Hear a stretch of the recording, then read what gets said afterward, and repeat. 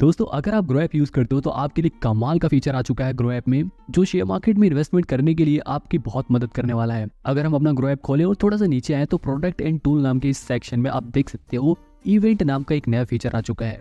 ये इवेंट्स वाला ऑप्शन किस काम आता है, इसके फायदे क्या है, ये कैसे हमारी इन्वेस्टमेंट में हेल्प कर सकता है, इसके बारे में हम इस वीडियो में जानेंगे। मैं आपको पहले ही बता दूं कि ये वीडियो कोई स्पॉन्सर्ड नहीं है, मेरे को ये फीचर काफी पसंद है। कुछ ब्रोकर्स के ऐप में पहले से ये फीचर था तो मुझे भी काफी इंतजार था कि ग्रो कब ऐसा फीचर लेके आएगा। फाइनली ये ऑप्शन आ गया है, तो चलो इसके बारे में जानते हैं हम।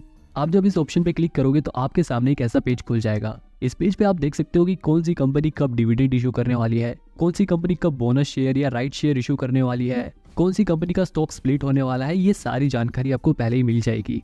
जैसे यहाँ पर सबसे ऊपर दिखा रहा है ना, सुखजीत स्टार्च नाम की एक कंपनी है जो 15 जनवरी को हर शेयर पर 8 रुपए का डिविडेंड देगी। इसी तरह से आप नीचे देख सकते हो कि 16 तारीख को त्रिशक्ति नाम की एक कंपनी है जिसका स्टॉक स्प्लिट होने वाला है, यानी कि जिसके शेयर्स के टुकड़े होने वाले हैं 2:10 के रेशियो में, यानी कि जिनके पास 2 शेयर हैं उनको 10 शेयर मिलेंगे।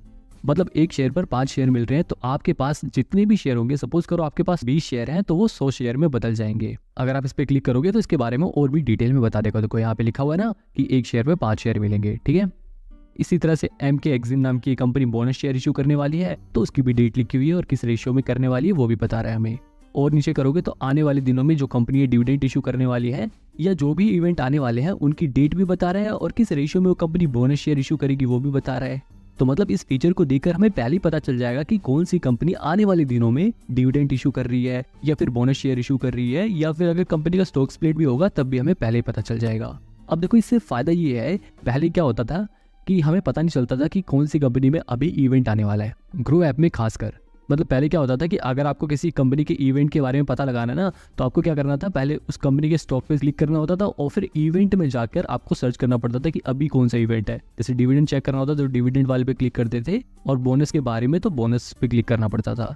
लेकिन अभी इन्होंने ये पूरा सेपरेट एक अलग से ऑप्शन दे दिया है यहाँ पे इवेंट्स पे, जिसपे आपको क्लिक करना है, आपको सारी डिटेल्स मिल जाएंगी। अब देखो इससे फायदा ये है कि अगर आपको पहले ये चीजें पता चल जाएंगी तो आप गलती से अपने शेयर बेचने से बच सकते हो। मैं अगर अपना एक इंसिडेंट आप लोगों के साथ शेयर करूं तो एक बार ही मेरे साथ क्या हुआ कि मैंने एक कंपनी के शेयर खरीद रखे थे और मैंने उस कंपनी का जितना शेयर प्राइस टारगेट किया था उस कंपनी का शेयर प्राइस वहां तक पहुंच जाता है। तो मैंने जितना प्रॉफिट एस्टिमेट किया था वहां तक उसका प्राइस पहुंचते ही मैंने उसे बेच दिया।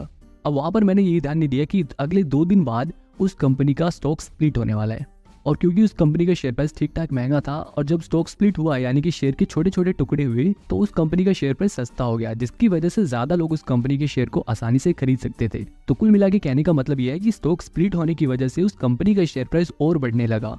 ऑब्वियसली सिर्फ स्टॉक स्प्लिट एक रीजन नहीं था, वो कंपनी अच्छी थी इसलिए भी उसका शेयर प्राइस बढ़ रहा था, लेकिन स्टॉक स्प्लिट भी एक रीजन था और हुआ भी कुछ ऐसा ही। स्टॉक स्प्लिट होने के बाद उस कंपनी का शेयर प्राइस और भी बढ़ने लग गया।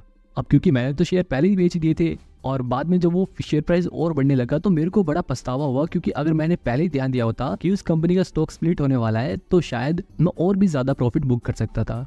अब मान लो जैसे मेरे पास एंजल वन का ये शेयर है और मैंने इसे बहुत टाइम से होल्ड कर रखा है, लेकिन मैंने गलती से डिविडेंड की डेट से एक दिन पहले बेच दिया तो मेरे को वो डिविडेंड का नुकसान हो जाएगा। लेकिन अगर मैं डिविडेंड वाली डेट तक उसे होल्ड करके रखता हूँ तो मेरे को डिविडेंड भी मिलेगा।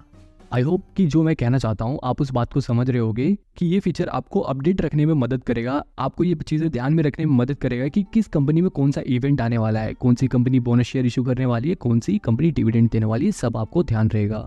अब यहाँ पर अगर आप ध्यान दोगे तो ऊपर डेट लिखी हुई है 13 जनवरी से 28 जनवरी तक, यानी कि हमें इस वाले सेक्शन में आने वाले 2 हफ्तों का इवेंट दिखा रहा है। आप अगर इस एरो पे क्लिक करोगे तो इसके बाद आपको अगले 2 हफ्तों का इवेंट दिखाएगा।